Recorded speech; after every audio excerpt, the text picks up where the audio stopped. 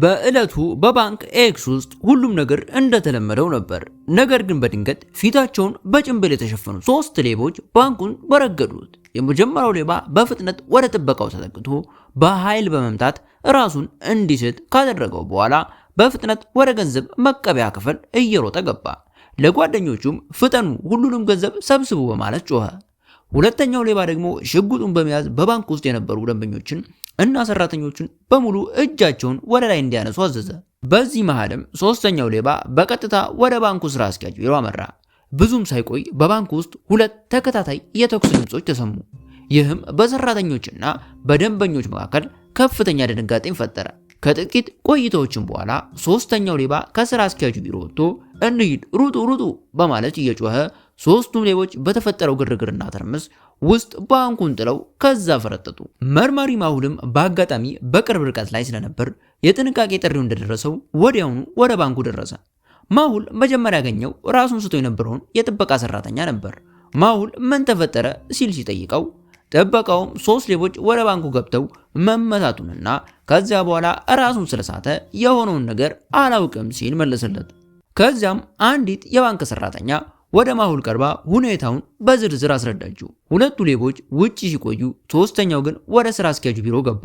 ከዚያ 2 ጥይቶች ሲተኮሱ ሰማንና ሌቦቹ ሸሹ አለችው። ማሁል ወደ ስራ አስኪያጁ ቢሮ ሲገባ የገንዘብ ሳጥኑ ተከፍቶና በውስጡ የነበረው ገንዘብ ሙሉ በሙሉ ተዘርፎ አገኘ። ይባስም ብሎ ስራ አስኪያጁ በጥይት ተመቶ ህይወቱ አልፎ ነበር። መርማሪ ማሁል አንድ ነገር ትኩረቱን ሳበው። 2 የተኩስ ድምፅ እንደተሰማ ተነግሮታል። ነገር ግን ስራ አስኪያጁ የተመታው በአንድ ጥይት ብቻ ነው። ግድግዳው ላይም ሲመለከት 2 የጥይት ምልክቶችን አየ። በእነዚህ ምልክቶች ላይ ችግር አለ። ምን ይታያችኋል?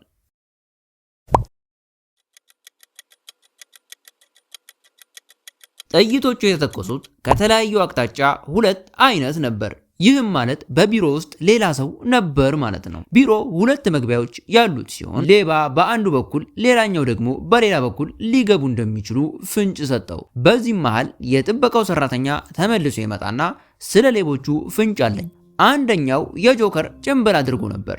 ልብሱም ላይ ደግሞ ጄኬ ኮስቲዩምስ የሚል ምልክት ተንጠልጥሎ አየው አለው።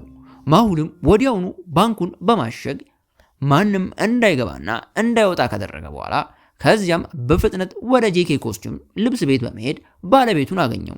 ባለቤቱም ባለፈው ቀን አንድ ሰው ጭምብሉ እንደገዛና ዋሌቱን ረስቶት እንደሄደ ነገረው።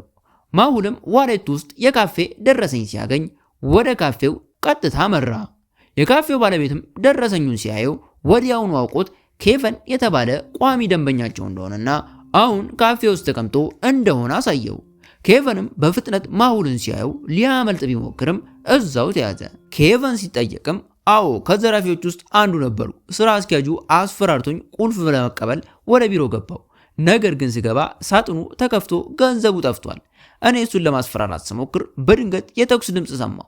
ስራ አስኪያጁም ወደቀ። እኔም ደንግጬ ምንም ሳልይዝ ሸሸው። ማሁል ወደ ባንኩ ተመልሶ የሳጥኑንም ቁልፍ ሲመረምር የራሱ የስራ አስኪያጁ የጣት አሻራ አገኘበት። ይህ ማለት ስራ አስኪያጁ ገንዘቡን ለሌላ ሰው በፍቃዱ ሰጥቷል ማለት ነው። ማሁል በሰራተኞቹ ላይ ምርመራ ሲደረግ አንዱ ሰራተኛ ላይ ጥርጣሬ አደረበት። የትኛው ነው ከነዚህ ውስጥ አጠራጣሪ?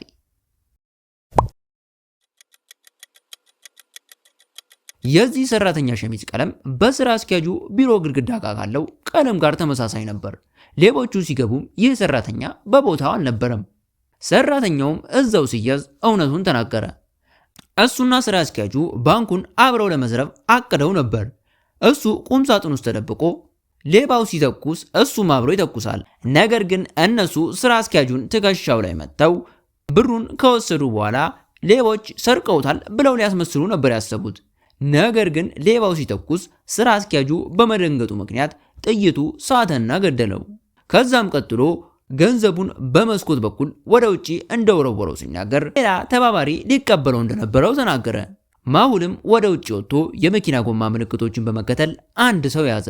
ያ ሰው ግን ገንዘቡን ሊቀበል ሲሄድ አጣውት። ስራ አስኪያጁም መሞቱን ሲሰማ ደንግጦ እንደሮጠ ተናገረ።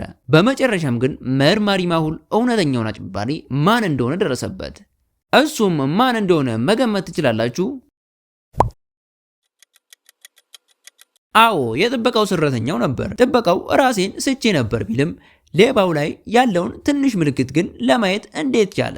ይህም የሚያሳየው ራሱን ስቶ እንዳልነበረና በተጨማሪም ደግሞ የማሁልና የጥበቃው ጫማ ላይ የነበረው ጭቃ ጥበቃው ገንዘቡ ወደ ተጣለበት የኋላኛው መስኮት ሄዶ እንደነበር አረጋገጠ። ማሁልም ሁሉንም ወንጀለኞች ይዞ በቁጥጥር ስር በመዋል ጉዳዩን በአሸናፊነት አጠናቀቀ።